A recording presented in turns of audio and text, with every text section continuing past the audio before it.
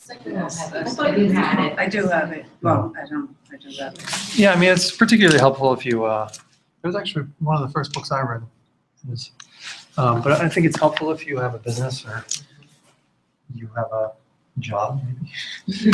And you need money or you like money. But it's everything kind of we're studying here. We're just going more in depth. So how's everyone's practice or non-practice going? Still working on it. How about like worldview? Is it these ideas stuck at all? I mean, it's been 8 months. Did you Yes. say it was 8 months now? About in January, like I I think. think. Okay, Yeah. so more. So 10, about 10, 11. So has 11 months of thinking about the stuff starts push a little bit? Yeah, Even when you don't want it to work, it works. yeah. Yeah. Just even remembering is the big part. It's the biggest part. Remembering when it gets difficult. And I told you I went down to the center, the Buddhist center down in Yeah. Philadelphia, and listened to a thing on emptiness. Yeah. How was it? It was great. Yeah? Same, you know. And it was Amy Miller, you said? Mhm. Or Venom Wayne. And what did you say that she was teaching something? Oh, the pen. She taught the pen? Yes, she did. So she must be tied into the, she must have heard it through Geshe Michael. Or one of his Maybe students. he heard it from somebody and then they heard They it. were one of his students, but I haven't heard it taught via the pen. The traditional way to teach it is through like in the monastery was through like a water pitcher. That's Yeah, not she in the didn't teach it scripture. that way, and she didn't teach the ignorant person, but she taught another. I forget what the other one she taught, but it was the same. It's the same Yeah, fact. Yeah, cool. It's really good. Pretty center. Yeah. Brand new. Yeah, I've been getting emails about it. I haven't been down there though. Where's that? Down in I forget the part of this. It's the first time I was ever in that part of the city. It's in Philadelphia, Northern Liberties. Okay. Yeah. It's really nice. They're really revitalizing it. Piazza and everything. All right. Oh, there he is. Must be him. Okay.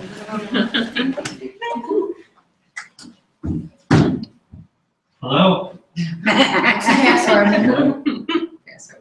You're right.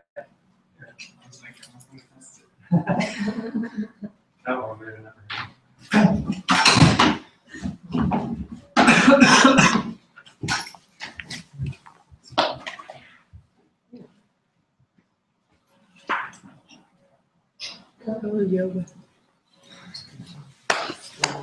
Just in time. How are you? Good. Good to see you. Welcome back. All right, y'all. Let's meditate. How about that first? Do you remember how to do it? Yeah. Been doing it. Okay, good. I've been doing it. Not everybody, but.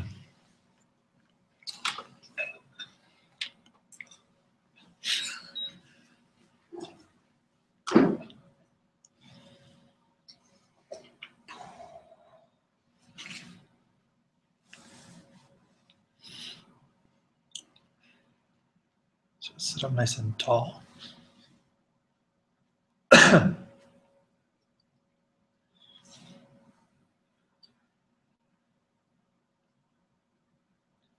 Eyes gently closed.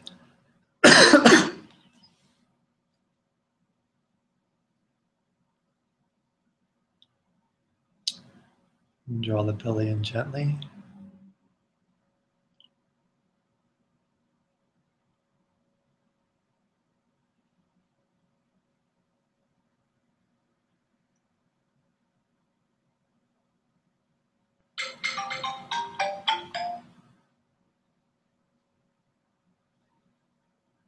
Mute the cell phone. Me too. Mute it.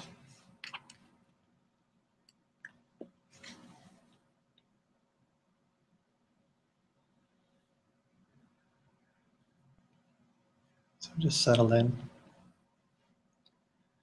Bring your attention to the room. sounds, focus on the sounds around you.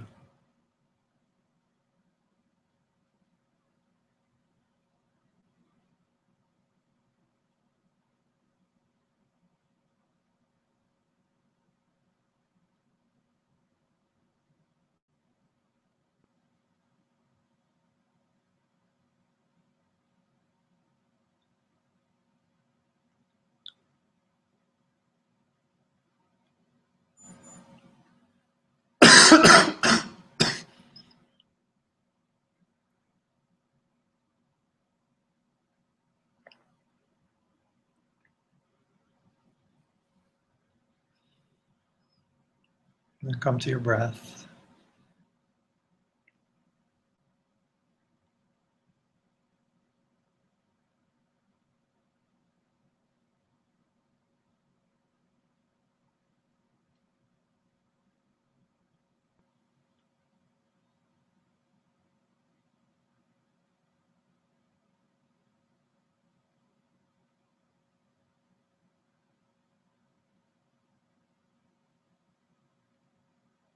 And try to get to 10 breaths without your mind leaving.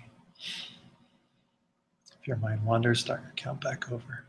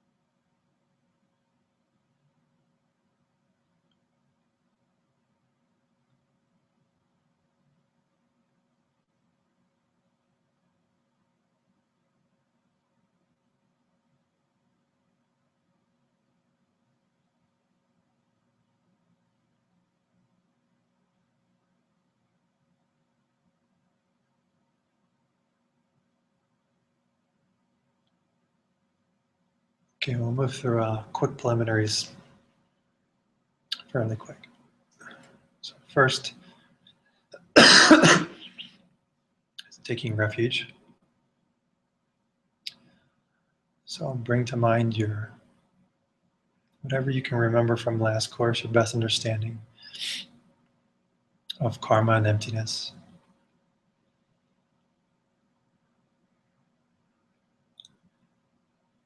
And just take refuge in the fact that things don't have any qualities in and of themselves. Not hardwired, good or bad, or things are coming from us and not at us.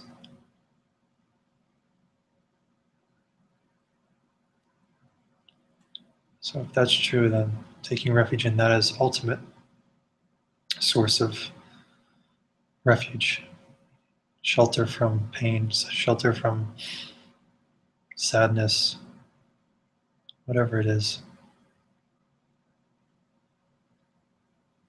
Understanding seeds, imprints in the mind.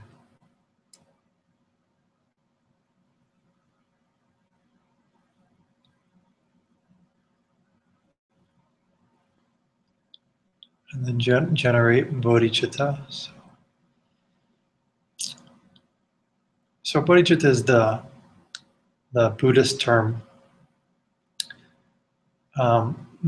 Chitta meaning mind is the word for mind. Bodhi meaning enlightened or awakened.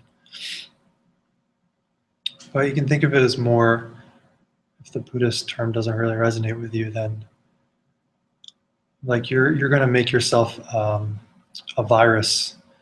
You know, you're going to change your life, your world with these ideas, and that make yourself successful, happy, healthy, and then start a virus. You know, other people will wonder what you're doing. You know, how did you do that? You'll be able to share with other people how you changed your life, and then from there, they make themselves successful. So like that's the idea of bodhicitta, is this, I'm doing this so that I could make myself happy, successful, etc., but ultimately so that I can help all the people around me and be like ground zero in my world.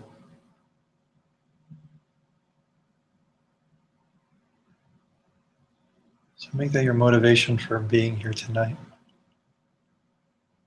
Be able to help all the suffering people around you in this world, in your family.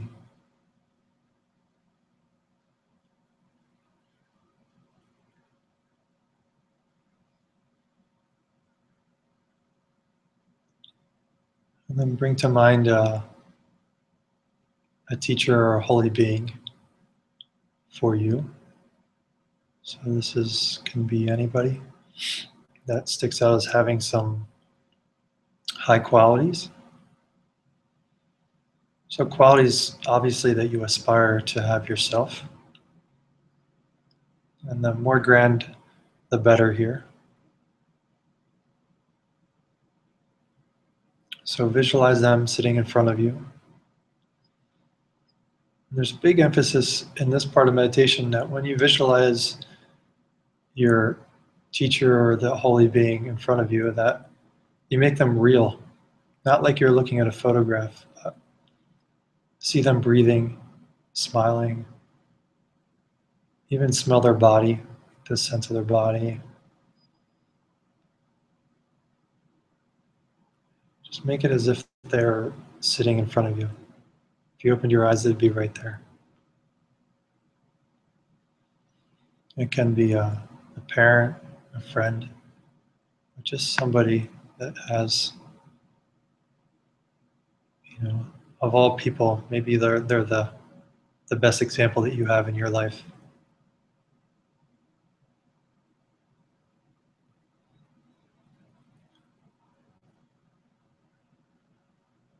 And then just bring to mind one of their good qualities. What's one thing that you see in them that you consider as being a high quality?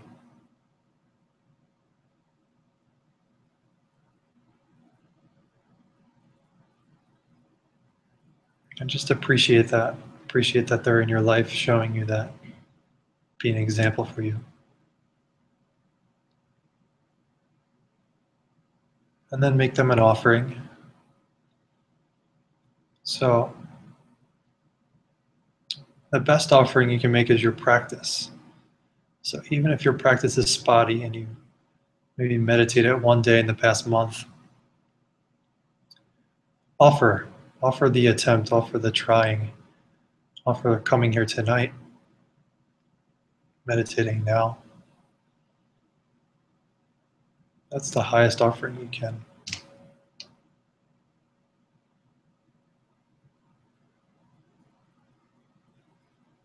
An attempt at trying to remove your suffering, stop your suffering. So ultimately you can help everybody.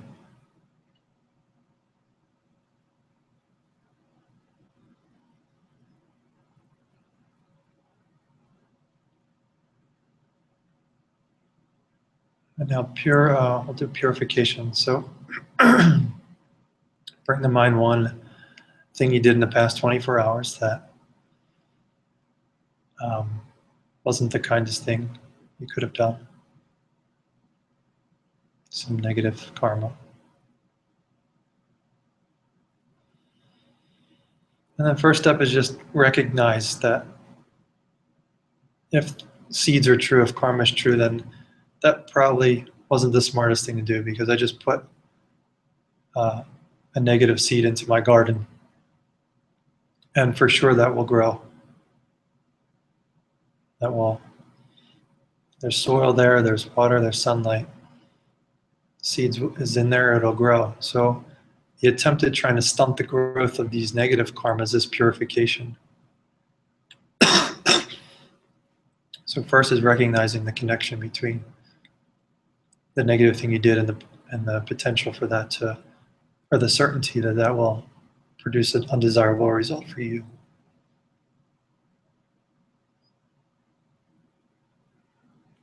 And then develop a little regret from that knowledge.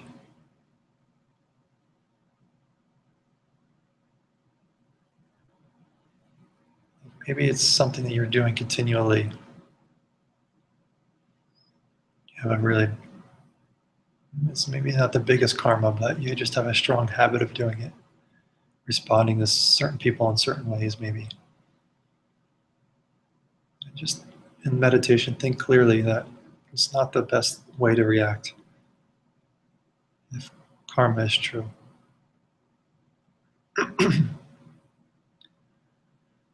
And one of the strongest powers of purification is making a plan not to do it again for a certain period of time.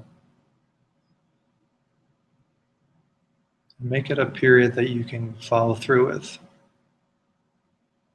Otherwise, you'll be lying to yourself, creating another negative karma. So maybe for the next hour, for the next day. And just be really mindful of that through the next day, or however long the period you make is.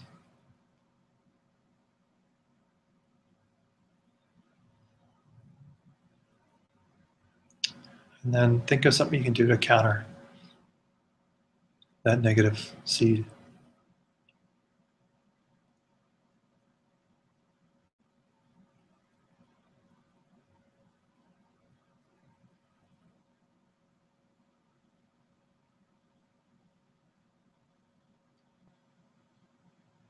Okay, and then rejoice. One of the last ones is rejoicing. So bring to mind something kind you did in the past day for someone else.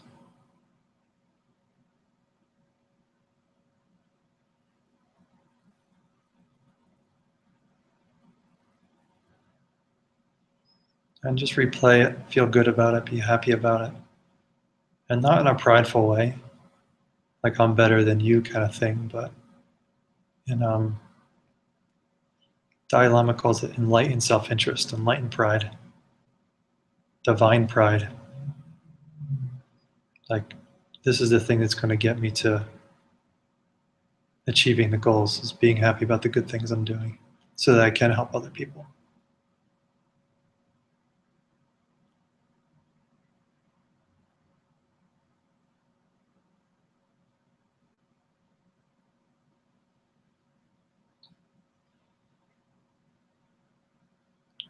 And then bring that being that's in front of you. See them start to shrink down to the size of your thumbnail. And they rise up in the air, level of your forehead. They turn to face the same way as you. And then have them come on top of your head, the crown of your head. And you can leave them there. It's kind of like just a guide through your day. If you're having a mental breakdown of some sort that you know you shouldn't be doing something, you can bring them to mind and kind of ask for their guidance. You can leave them there. You can start to shrink them down even more and bring them down the spine so they dissolve in this central channel in the area where the spine is. It's the size of like a McDonald's drinking straw. And they're inside this channel, and they go down to the level of the heart. And then shrink them down into a size of, see a little grain of sugar. Really, really small. But inside that grain of sugar, it's huge. So bring them down, set them inside that grain of sugar at the level of your heart. They're nice and comfortable inside. It's nice and comfy. You know, maybe see it furnished in your most desirable way. Nice couch, nice meditation cushion, or whatever it is. Maybe a nice beach.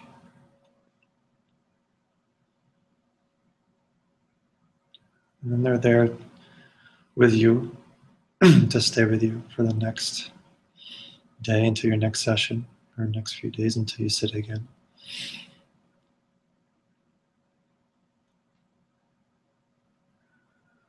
And then we'll just come out with dedicating good karma. So dedicate all the goodness from this meditation. Maybe take 3 long exhales. See on the exhales like a light. And it just goes from your nostrils and just starts to spread all over the Norwood area, Pennsylvania, United States, and just blankets the whole world with the good karma of practice.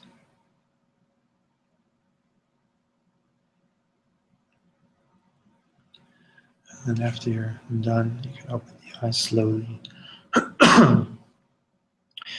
Stretch and crack.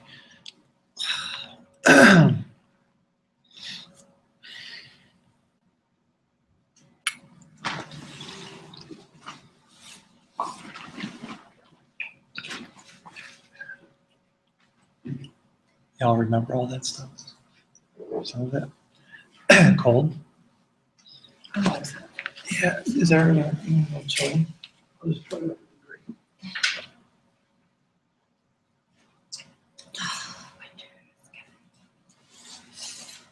Yeah, it It's is. getting cold.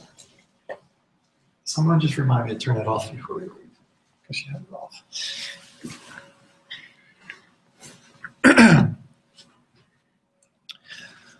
Alrighty. So, does anybody remember anything from the last 2 courses? Did I ask it already? Basics. Yeah. What are the things? Does anybody remember 3 principal paths? Renunciation. What did you do? What? What's it third? What'd you just say? World. Yeah, Yeah. good. Worldview. You know. Wisdom. Good job. Well, good. At least we got those down. So worldview is mainly what? Let's start at renunciation. Renunciation is what? Understanding. Basically, Yeah. Being sick of the crap. Yeah, that's Getting it. simple. And then from there, you're on to course 2, which is refuge. Well, course 2, which is about refuge. So you take refuge. It's kind of like we're going to okay, I'm sick of the crap, so now where can I go? Is there any place to go? Somebody please help me, kind of thing. But then yeah, bodhicitta, which is the retreat I was just on. He was explaining it. He didn't want to call it anymore bodhicitta because he tries to get away from all the Buddhist words because Americans don't like Buddhist terminology and stuff. So he was calling it virus chitta. What? Virus chitta. Oh, virus. So virus mind in the sense of you're starting Irish. I'm like. Irish. No, virus. So that you're starting this virus. It's like I'm gonna practice. I'm gonna use these ideas and see if they don't change my life. And then people will want to know. People will want to do what works usually. Everybody wants to be happy and avoid pain, but I don't think many people know how to do that. And even the ones that are practicing, myself included, there's times that I'm not even sure if, you lose your confidence in the practice, you're like, oh man, I'm still going and dealing with this bullshit, So, but for me, it's been the only thing that has shown any sign of continuity throughout my life. Everything else kind of just withers away and changes or gets old. So bodhicitta is think of it as like a revolution. Your ground zero. Make sense? Yeah. And then worldview, wisdom. Doing it for others. Well, Like that, learning. that's bodhicitta, right? Wisdom, isn't that like understanding emptiness? Yeah, it's emptiness. Yeah. So yeah, yeah. See, wisdom infuses the other thing. It fuels everything. Once you understand emptiness and karma, then that kind of fuels the whole practice. But in a sense of, the 2 wings of the bird in Buddhism are compassion and wisdom. Basically, wisdom is being the one principal path, and compassion being bodhicitta. It's the same idea. It's just having the desire to want to help other people that are suffering. Cool. So then applied, this is applied meditation. Can everyone see this? Or we can, probably like the worst wall to project onto. Oh, crooked, but, it's not, it's, oh yeah, of course 3. So, so for me, it took me like 3, maybe 4 years to like start to meditate after I started learning this stuff. Cause first, I just wanted to learn this stuff. I didn't want to have to like do a practice. Like, you know, like meditation was hard and I didn't enjoy it. And it wasn't like something that was like, I can't wait to go and meditate for 10 minutes today. So, you know, reluctantly over the course of a few years, it took me until I went on like my first like big retreat that really kind of kick started. And it was basically this course and basically a course on emptiness combined. So first, I didn't know all the little ins and outs of meditation and exactly how to do it and what to do when this was happening or the antidotes, etc. When problems were arising. And I didn't kind of get the gravity of it, I think, like the importance of it in the practice. I don't know if anybody else feels the same way. Because does anybody else find meditation is just like the most exciting thing to do in their day? Mhm. It's probably not many people, unless you've been meditating for years and you've gotten to a level of meditation where it's just like a drug. You know, you sit and it's like a drug. Geshe Michael tells a story sometimes that he went to go visit the Dalai Lama back when you were able to knock on the Dalai Lama's door and just like, you know, see if he was there and talk to him. And he was with his mother. I believe it was a Dalai. It might be confusing two stories. I believe it was a Dalai Lama. If not, it was a really high Lama. But I believe it was Dalai Lama. And the Dalai Lama asked him in front of his mother, did you ever do drugs? Because he knew he was a Westerner. He's like, did you ever do like drugs? And he's like, well, now I'm in a dilemma. He's like, I can either lie to my mom, you know, lie to the Dalai Lama and say no, or upset my mom and tell her that I did drugs. Oh, So his mom. He was there with his mother visiting okay. Dalai Lama because she was sick. So he wound up telling the truth, you know, saying that he did it, but it was like one time or What something. drugs did he do? It was like mescaline or something like that. What? Meth? Mescaline? I think it's like a hallucinogenic. Yeah. But the Dalai Lama's response was like, you know, you don't need those drugs, you know, like meditation is like the drug. If you learn to meditate, it's the same, if not better than, not the same, but much better. And it lasts, you know. Drugs, you got to take them and they have weird side effects and then they run out. But meditation, as you progress, it starts to become like that. And I'd say from my personal experience, it's definitely challenging in our society to get to that level of meditation because we're so all over the place. But I've had experiences where I've gotten a taste of that potential, you know, and it's like exciting. And it kind of gets you to come back to meditating more. Like you get excited to go on a retreat again, so you can kind of, because it's all about stilling the mind. The more still your mind gets, then the more freeing that is for your whole being. You get this mental and physical kind of joy that arises from the opposite of the crazy mind that we're always living in. Rewiring the brain. Yeah. Rewiring. Yeah, literally rewiring. So, you know, where does meditation fit in? So, remember the 5 paths? Does anybody remember 5 paths? That'd be really impressive. First one, maybe? Path of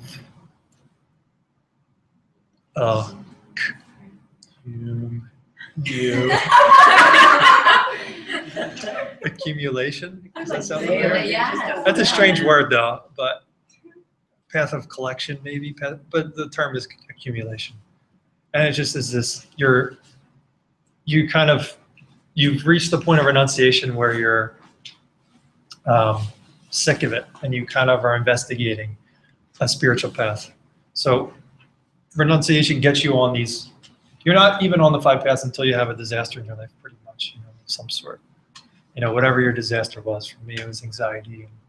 It was enough to be like, I can't go on like, you know, living like this every day.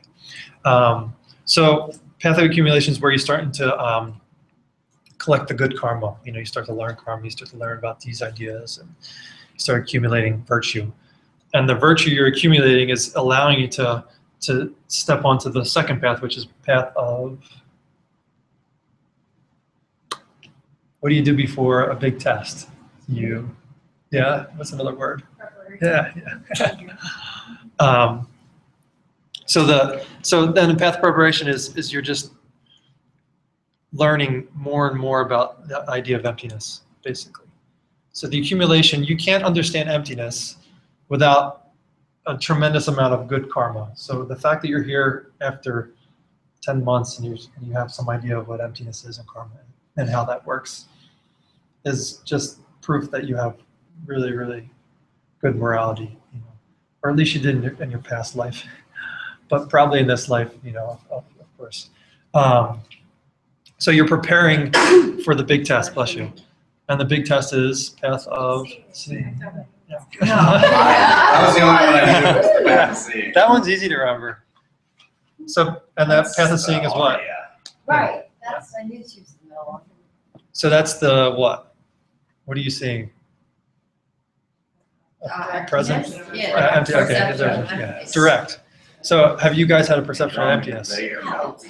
No, I didn't have that. Have you guys had a perception of emptiness? Yes, I Not have. directly. Yeah, but not directly. Indirectly. Indirectly, right. So direct is something that needs to happen in a deep, deep, deep, deep state of meditation, where your mind is not even in this realm anymore. Like you're still here sitting in your body, but your mind is transcendent the body, and like your body is completely not even part of your awareness any longer. So it requires a certain level of meditation to achieve that, because you sit in meditation right now and it's like, oh, my knee hurts, or this hurts, or I feel my breath, or whatever. My ear, I got a scratch, I got an itch, I heard the thing.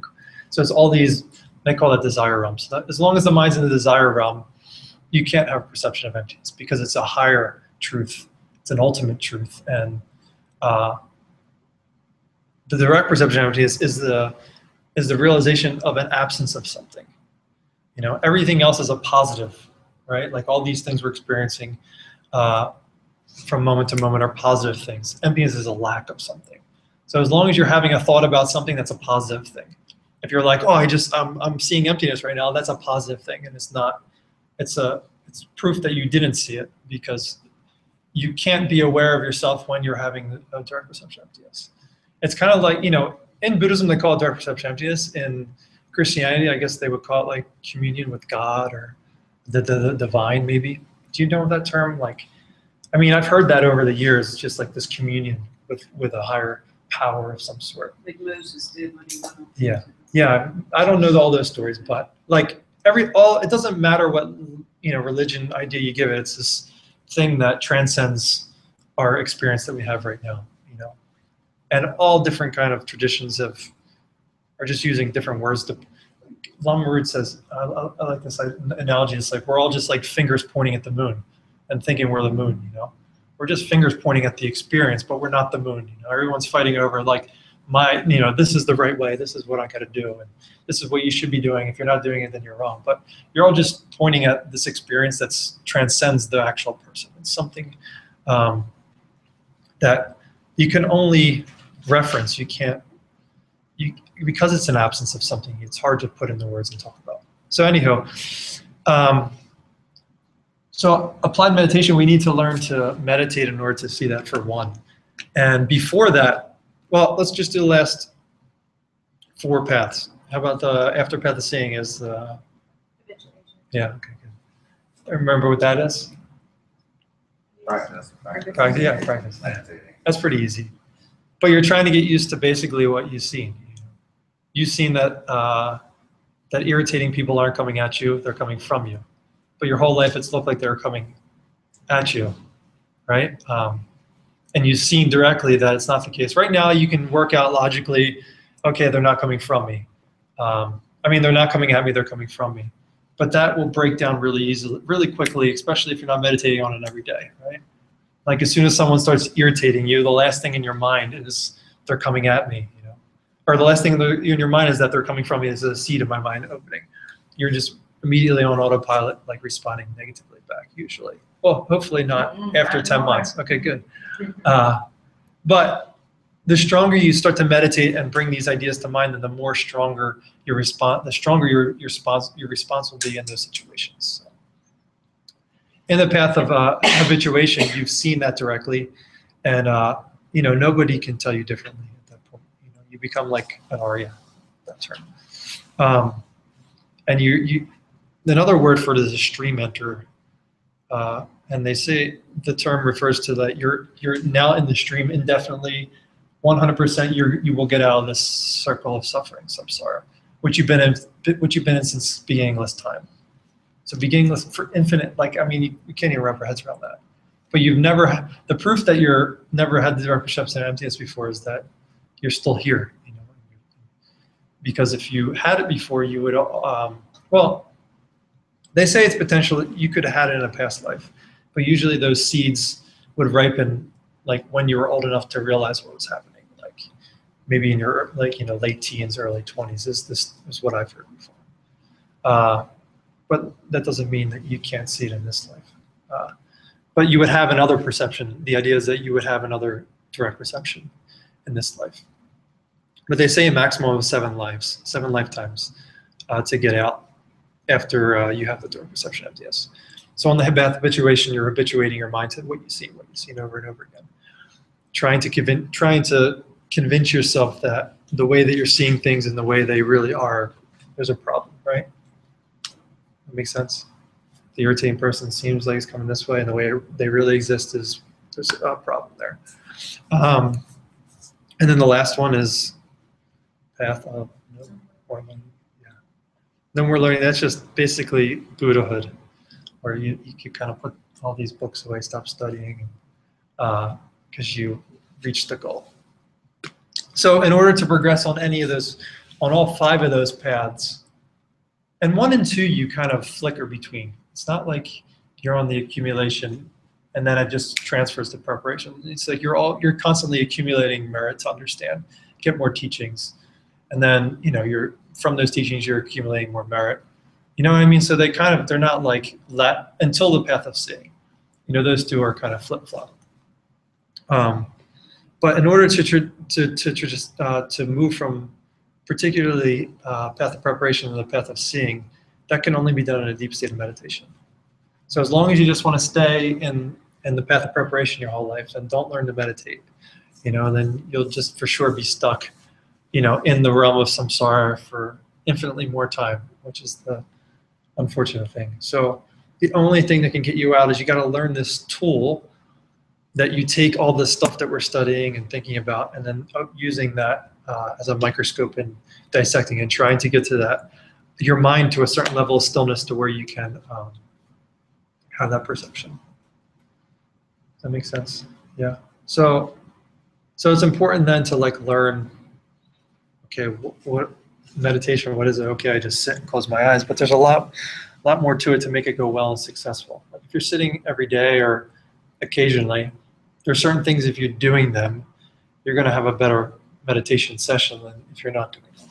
So that's kind of what this whole course is about.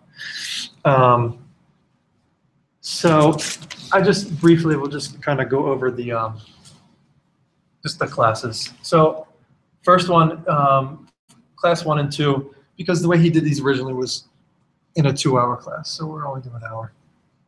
So terms for and types of meditation, an overview of the parts of meditation, 6 preliminaries and the 7 ingredients.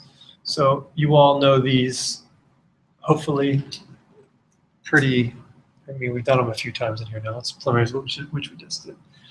And then preliminary steps to meditation and practice order. We'll go deeper into these. Then 3 and 4, 6 conditions of the environment where you're going to meditate. The 8-point posture. What's like the most practical, efficient way that I could put my human body so that it will hurt me the least and it will be sustainable. Introduction to the Lam Rim, the source of all my good, which is a poem by Jitsum Kappa. He is the founder of this lineage that we're studying. His dates are 1357, 1419. Lam Rim, the root of the path. Lam Rim, steps shared with those of lesser scope. What's Lam Rim mean? Yeah, so Lamrim is steps up the path. So it's basically A to Z to enlightenment. So all these 18 courses that we're kind of going through one by one are the kind of, what is that term for encyclopedias that they use? Comprehensive or some, like all comprehensive, like everything about the Buddhist, more details than you would ever want to know, in the Buddhist path. Where Lamrim is basically just like the dummy's guide to, enlightenment. So you do this, this, this, this, this, and yeah. Does that sound good?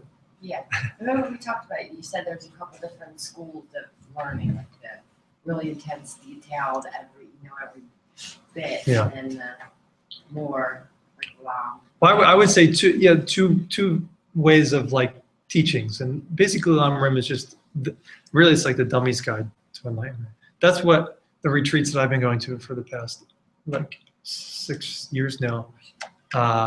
They're the Lamrim. He's going through a Lamrim, written by Abunka Rinpoche, which was my teacher's teacher's teacher. Teacher. So I think it's 5 generations back from us. So he spoke this book, and then his student wrote it down, and we're basically studying it. And basically, it's the A to Z to enlightenment. And literally, it's 3 books that are about like that fat, and it's everything you need to know. Like if there's 3 books you can have in your life, it's those 3 books, because it's everything that we're studying. You'll find in there, which is cool. Your teacher, Geshe Michael. Or Geshe Michael, yeah. So his teacher was the abbot of Saramay Monastery, which is And like then one of the Tibetan. in Tibet. Yeah. He was like Yeah. out of like, I think it was 10,000 monks. He was number 1. Like, yeah, and then he came to Howell, New Jersey, and started a monastery there. Yeah, it's really cool. Actually, I wanted to show you that. I think I have it because I got it on retreat. There's not much. I'm trying to find video of him because I want to digitize it so I can put it up online for everybody. And I think there's old VHSs. But so this is a picture of him. It's Ken Rinpoche, his name.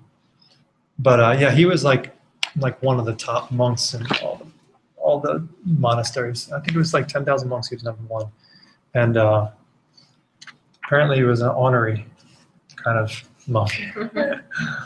Like a butt kicker. But didn't when Geshe Michael was graduating, well, they do it to everybody, but you sent me that video and I watched a little. Like they made him he asked him a bunch of questions. Oh, yeah, to that. They do that with everyone, but he said his teacher was really tough. Yeah. To get your geshe, which is basically a master's, you got to go through like a big debate with all the heads of the monastery. I guess they debate you like big questions, and it's kind of like your final exam. That's what they have that on video. It's kind of cool. So yeah, Lamrim is basically just the A to Z to enlightenment. So it's a really good subject to start to meditate on, because it's important to to know, okay, what are these parts? What are the parts of the puzzle that I need to understand and practice in order to make this thing work, to achieve the goal.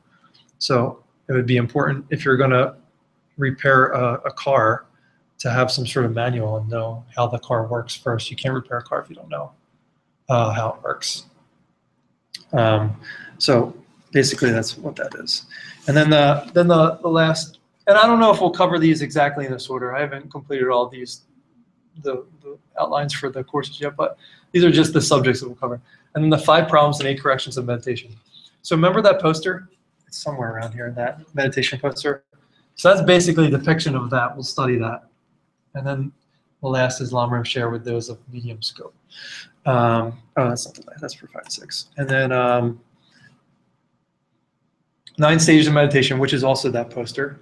So in meditation, 5 problems will arise, and then there's 8 corrections that you would apply to fix those.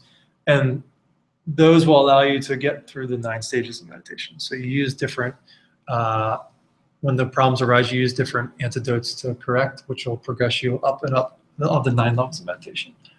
And then developing shamatha, quietude, and insight, vipassana.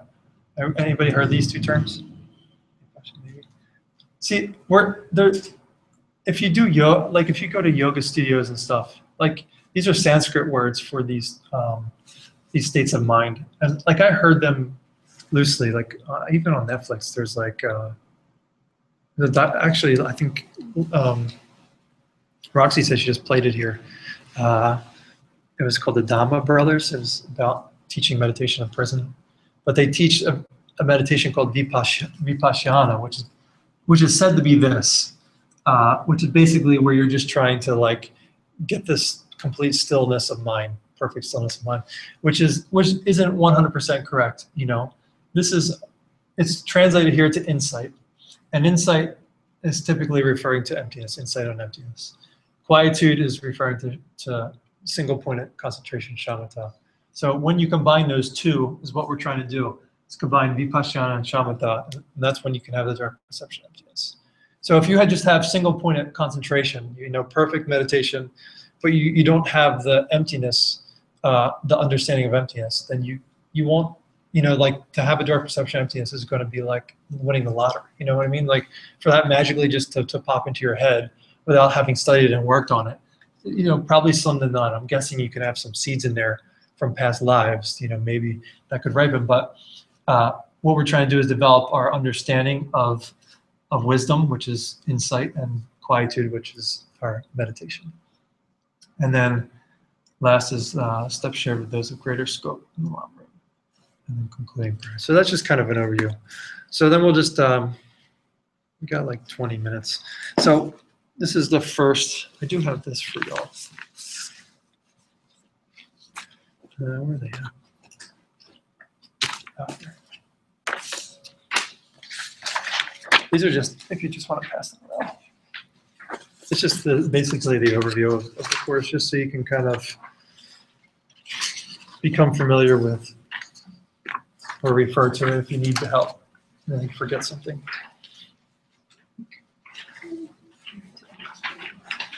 I think there was 10 of them there, but there's not 10 of us here, so there's going to be extra here. Cool.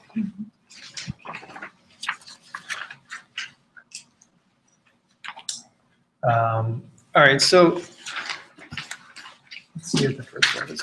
So in this first course, we're just going to go down the third one first. So overview of the parts of meditation. So 5 parts of the study of meditation that we'll study.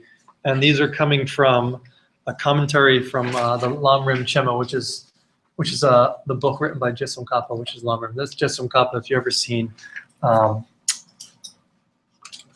you know, tankas with these images on there. I think his like distinguishing features are typically this golden pointed hat. You know, usually they look very similar when you see these tankas. You know, it's hard for me to distinguish between them sometimes, but usually he's distinguished by his hat. And he's the founder of this lineage. So, so the 5 parts. 1 is how to prepare for meditation. 2 is 6 conditions for ideal meditation environment. Correct posture for meditation. Actual meditation and actual mental process during meditation, and object of meditation. So there are 5 things that this whole course will study.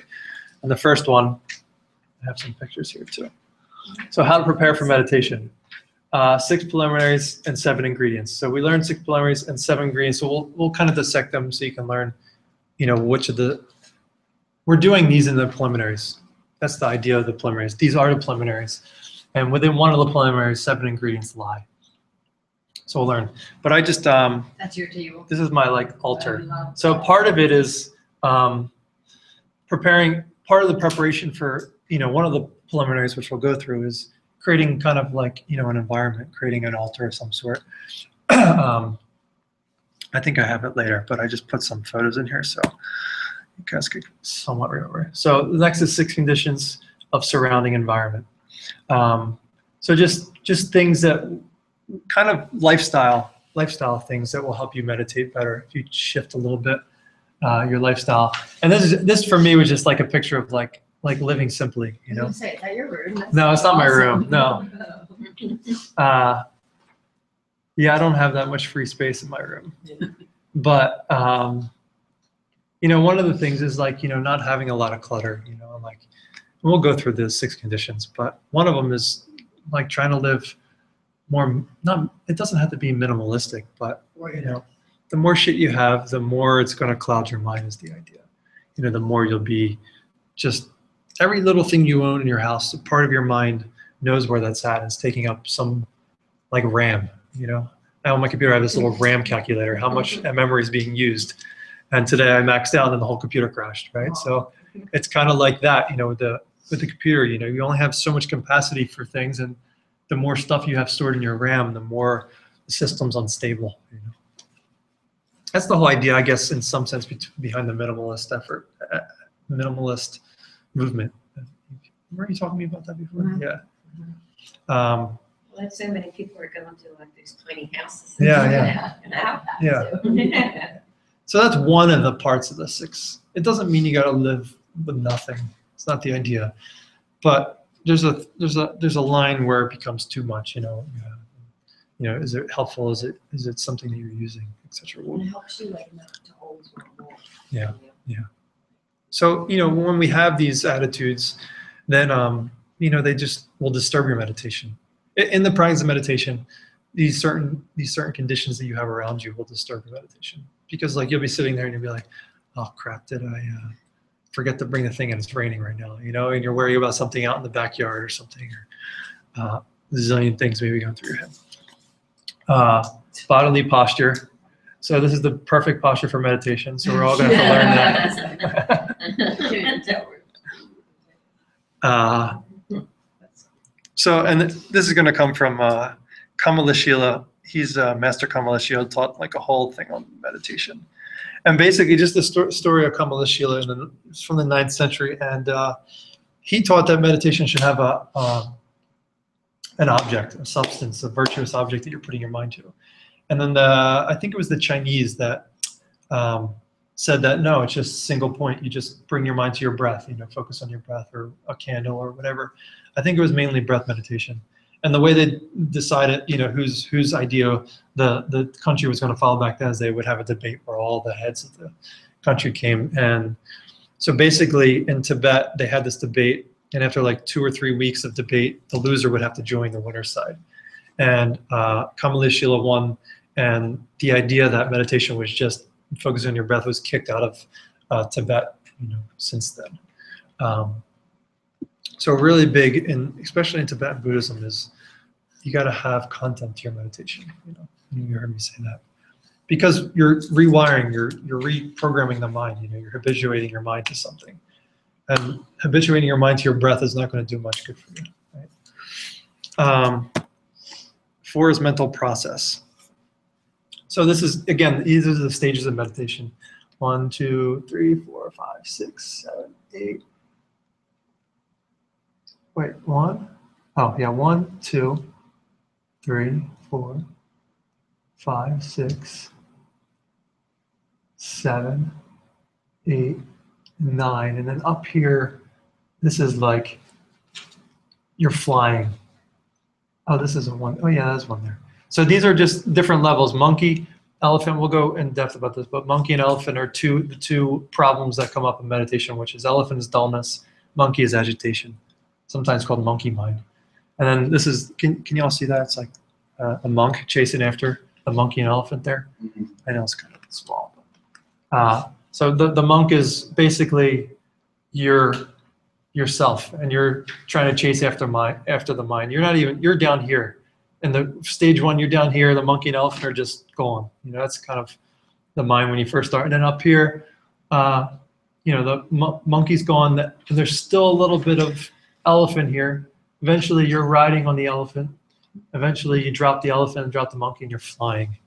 So, representing the idea that, you know, all the dullness, all mental agitation is left of mind. And you can keep your mind on an object kind of indefinitely, you know. I know I've done tests in the West, meditators, and see if it's possible for attention to stay focused for, you know, hour, 2 hours if possible. And apparently they concluded it by just putting these devices on. So a single point of concentration, that's what that is. And then like to see emptiness directly, it's kind of like above here. It's like the next level above here. So you got to get to this level in order to even have the chance to do it, to step to step 3. So basically there's 5 problems in meditation. And I need to just study this poster, this isn't until later, but I need to study it again. But 5 problems in meditation, which are represented, there's different, and this is so small, but there's like fire here. There's, this is representative of effort that you would have to apply. But I'm gonna have to go through and figure out exactly all these depictions again, because this is the first retreat I did. It was on this poster, and he gave us a giant poster of it, which is cool, and explained to each what each one of these things represents. And basically, just by looking at it, you should be able to have a roadmap to figure out where you are in the meditation world, in a sense. Like, okay, I've been sitting for 5 years. Have I at least gotten stage 2? You know what I mean? It's kind of like that thing. Otherwise, you don't know. For a while, I didn't know this stuff, and that's before I started meditating. I was like, well, I'm sitting, and it just seems like it's just nothing's changing, But it wasn't until once if I'm here, then I know what I have to do to get to this one, and then I can kind of get this idea of this is similar to what I'm experiencing. And then how do I get to the next one? And then you're using these kind of as a roadmap. So there's 8 corrections that you would take to stop the 5 problems. And then 9 mental stages that you go through. Where's that chart come from? What's that? Where does that chart or map? I believe it's carved on the side of a cave or a mountain I would have to check it. I forget exactly, but I believe it's carved on the side of a cave somewhere in Borobudur maybe, or I forget the name of that place. I would have to recheck. But it's an ancient carving that was digitized somehow. I guess they scanned it, or but I'll bring the big poster when we do it too. Get copies for y'all too. How about that? And then then the last one is the object of meditation. So I thought this was an interesting photo. Is it Jesus or is it Buddha? Or I thought you would like that. So again, it's about the mind has to be focused on a meaningful object in meditation, because meditation is just a tool. All right, so let's just quickly go through these meditation definitions. And I kind of debated whether or not to kind of go through these with you all, but they're in the thing, so we might as well. Because if you are reading any kind of meditation books, you might come across some of these words. Probably not the Tibetan, but maybe the Sanskrit. And there's a lot of different words for meditation. And it's just interesting hearing I think the Eskimos have 32 words for snow, different types of snow or something like that. Like we look at snow, it's either slushy or hard or something. You know what I mean? Like you got 3, maybe 4 words, whereas they can see much more fine detail. So, in the Indian and Tibetan, they have many more words than we do. We just say meditation, but there's lots of different manifestations of concentration of the mind and levels, etc. So basically, Gompa, which is Tibetan, Sanskrit is bhavana, which means just to get used to something by doing it over and over again. And this is the main meditation they use for, the main definition they use for meditation in Tibet, which basically just means habituation. Right, so it's then that's a big indicator about having something that you're putting in front of your mind that you're habituating your mind to. We're constantly doing this with negative things, people that you don't like. We're meditating on people we don't like when someone says something that we don't like to us. And then for hours afterwards, you're just going over and over and over and over. And you're habituating your mind to it. And then the more you habituate your mind to it, the harder it gets to bring them out of your mind. And you're laying in bed that night and it's still going on, right? So you're bhavanaing, irritating people when someone's, when you're constantly just going over that thing that they did. So in meditation, it's just the act of bringing something in front of the mind over and over and over again until you become habituated to it. And in the practice of meditation, it's important to stick with an object. So if you are practicing, because this being the main definition for meditation, if you are doing a meditation practice, try not to jump around from object to object. When I first started too, I was just I don't like that. And I would do another one the next day. I don't like that. And I'll do another one the next day. I don't like that. And then the mind never has a chance to get habituated to anything because you think, well, I don't like that because my mind was restless or I was tired and that wasn't interesting enough or something, right? Because your mind was not at all habituated to it. So you know, it's good to find an object that you do. Obviously, it helps if the object is attractive in significance to you, so you're not completely bored when you're sitting down. But you try to stick to it for. What do you mean by object? You mean like the concept of your main meditation? Yeah. Okay. So the thing you're meditating on. Right. Yeah. So in the sense of what we just did, the preliminaries, right? So there's a lot of different objects in those preliminaries. Each one of them could be done as a meditation in itself. But that's a good meditation because it has content. You know, you're working through these 6 preliminaries and you're habituating your mind to those ideas, right? Like if you're thinking about every day before you go into work, sitting down for 5 minutes, 10 minutes, thinking about taking refuge in your understanding of emptiness and karma, then when you go to work, you're going to be less likely to do the things that got you into the mess in the first place that you're doing, right? So you're trying to habituate your mind to those ideas, which are then going to just, meditation should spill into your life. It shouldn't just be something you're thinking about while you're doing this, and then you go into work and it's like, anything goes. It should be that you're training for work while you're sitting, in the morning, or you're training for life, whatever you're doing in your meditation. Because if all your suffering's coming from whether or not you're being moral or not, if that's where goodness is coming from in your life, then you got to train. It's like understanding how to. I don't know, you like video games, don't you? Like how to rescue the princess in the end of Super Mario Brothers or something. You can understand how to do that, but you can't just pick up the remote and do it. You got to practice. Terrible example, but I don't know why that came to mind. Sorry. Yeah. So you got to know how to do it, but you also got to practice. You're not just going to be able to do it. Like you can see that guy doing that crazy pose, but unless you practice, there's no way that you're going to be able to get your body into that shape. So it's just practice for life, and meditation should start to spill into your life, and you should start to use it as a, like for me, if I don't meditate like in the morning or something, sometimes I push it off to the night because if I'm too tired in the morning, like I don't handle my earlier in the day as well as I would as if I meditated. I'll be more likely to get stressed about something ridiculous that usually I won't hit it or something like that. And the more it used to be more so where it was like, I was still doing stupid shit, but over the years I've gotten better at not flipping out in the ways that I used to or going overreactive to stuff. But even after years, like 6-7 years of meditating now, it's just you notice a subtle difference, something, you feel a little bit more agitated than maybe you usually would if I don't meditate.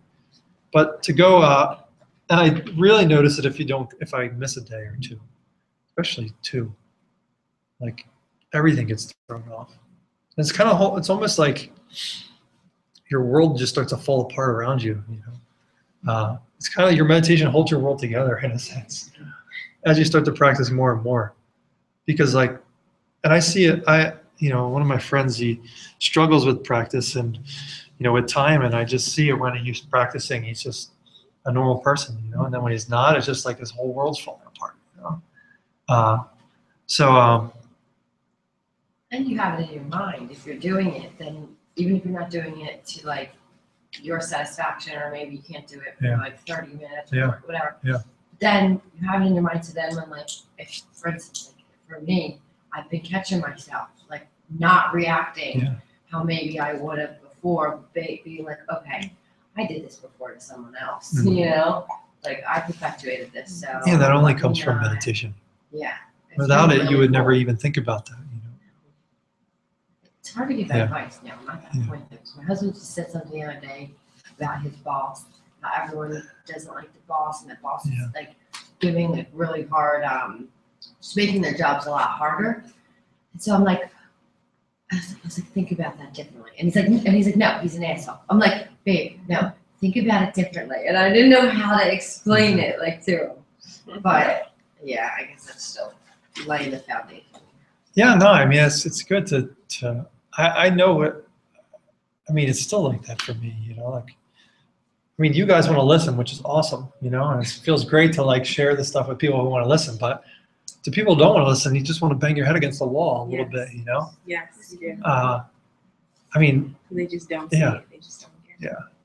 So what I've learned over that, because in the beginning when I started learning this, I just wanted to like push it down everyone's throat. Like, so excited, just listen. This thing makes so much sense to me. Look, I've changed everything in my life already. Just listen. And then like, they just don't want to hear it, or, you know, or they're constantly fighting you against it or something. And I just learned to you have to be more skillful at in your approach. You know, if you're explicit about, I learned this Buddhist meditation thing about emptiness and karma. And, you know, as soon as you say that to people, they're like, okay, see ya. You know, or I went on this retreat and I learned this thing, you know. But if you get clever with, you know, skillful in how you relay the ideas, then you can kind of do some damage to the wrong thinking. But the biggest thing is just being an example for me. And then I just see people change. Like, I mean, my wife for one is like, just seeing her change. Like she'd fight me tooth. She was like the best debater for this stuff. Like, you know, for years I would just be like, just do it, you know, and like it was just always a debate, or it was always like a pushback against it. So I just got used to just not bringing it up. I know when I can bring it up and I know when I can't, you know, and especially when she's in it and irritated, it's too late at that point, you know, too late. That's all of us actually. Yeah. Even like if I was irritated right now and you guys tried to tell me to think about emptiness, I'd probably get more irritated. You know what I mean? Like, you know how it is. It's like when someone tells you to do something when you're in it, it's you resist it more. But example is the best thing, is that virus chitta thing. You know, at a certain level, you just kind of step back and be like, okay, if I practice, then I change my life, then it'll start to ripple.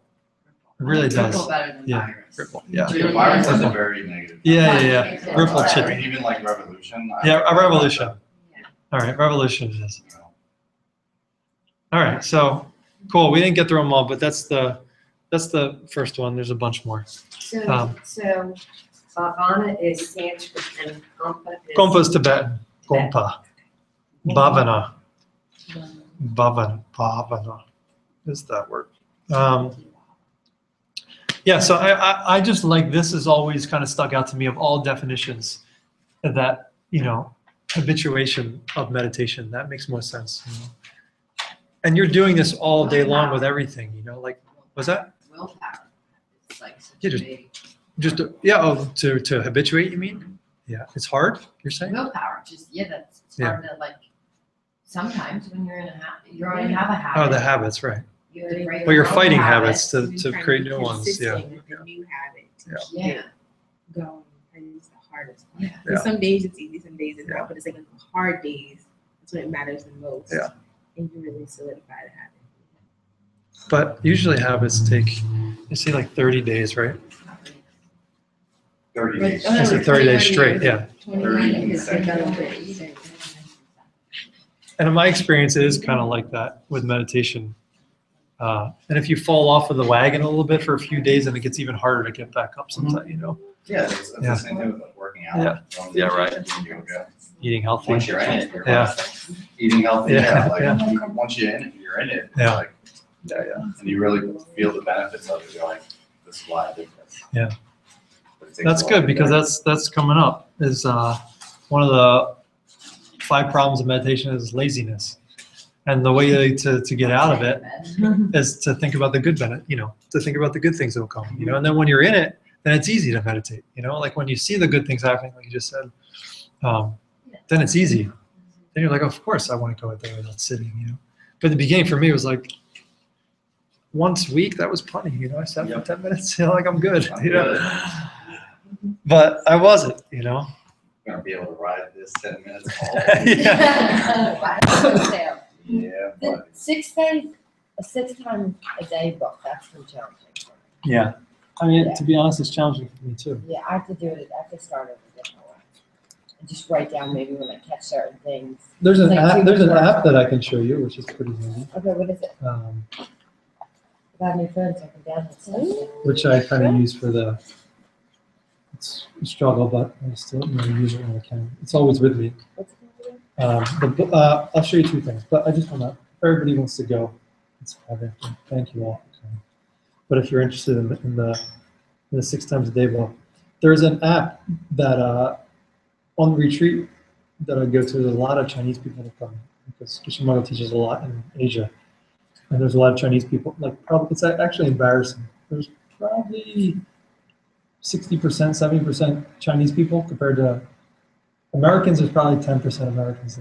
That's cool. And we're in America, it's cool, but wake the F up. Trickle down Shows effect you how hasn't quite Americans sound. sunk in yet. Yeah. I'm still waiting. We're just too skeptical slow. over, yeah. More than most other I'm the countries. last two. Yeah. But one of the Chinese girls made an app called the 6 Plus, Oh. the book it's called. What is it called? 6 Plus the book. I don't How think it's many US complete- or a plus? It's a plus sign. Oh. And Is it Android and Apple? I think so. Is this Chinese lady? I think so. I would hope so. And I haven't really started to use it yet, but it has a little tree that'll start to wilt if you haven't put any entries in and stuff like It'll what? So if you want- that. Has a little tree that'll I wilt. don't see it. I think it's hard to find Yeah. because I was trying to find it on retreat. Okay, with is her. it 6, the number It's 6? 6 plus with the number. With the sign plus, and then the book. But then there's another one that I like much better. Oh, Does it have a diamond on yeah, is it green? it? Yeah. Yeah, that's it. It's on Wide Android. wheel. You know Wide. what my, Is it? Are you on Android? Yeah. Yeah, it's on. Maybe it's easier to find on Yeah. which other one is the dealer? Android. Grid Diary is what I use, and I like it because I could password protect it. I can use my fingerprint to get into it, so no one can see my bad deeds that I'm doing if they pick my phone up. One of my teachers up in Doylestown, he had his 6 times a day book, a big one before. He was on a train. He left it on a train, but in the thing he had his name and address. And a few weeks later, it showed up at his house. Someone mailed it back to him with a Bible attached. Oh my goodness. Hysterical. He's like, I got it back, but it was with a Bible. They said, you could probably use Is this. that one right, the first one? Yeah, the Grid Diary, Okay. yeah. So then I set it, Oh, you can kind of set it up in grids, kind of how, you can kind of see that. Okay, I don't want to read it. No, there's nothing. Yeah. Okay. You can set it up in grids like that. I They're- want to read that kind of stuff, see what kind of stuff people are putting out. They're the Bodhisattva vows, but Right. you would just put You're the like 10 up things behind in. You know, they're like psychologists, therapists, I mean, I'd love to see that kind of stuff. What people are putting Yeah, down put them down. You should make a page. as negative? No, so one of the things, so I don't, it's especially with the class starting to come up again, but knowing the, Shane, I say this a lot to my clients, it's this thing of who's in control? Of, your thoughts, Yeah. your behaviors, and that kind of stuff. Yeah. And, everyone, when they get down to it, it's well, I am. Yeah. I am. Yeah. It's well then, why don't you have control? Yeah. Yeah, why would you ever choose to have a bad day? so it's Why would you ever choose to have a bad day is the biggest proof. so talking to them about that, it's just this little thing to get people thinking about that because so many people think that it's that Yeah. it's Yeah. causing it. Yeah. You have the power to control that. Yeah. I don't karma or anything like that. Yeah. But there's a client that I do talk to them about Buddhism because his head's Buddhist of 35, 40 years or something. Okay, cool. I haven't gotten able to sit down and chit chat with him, Yeah. but I was trying to get him, my client to talk to his dad because he has difficulty with regulating his emotions. And things like Yeah. that. So it's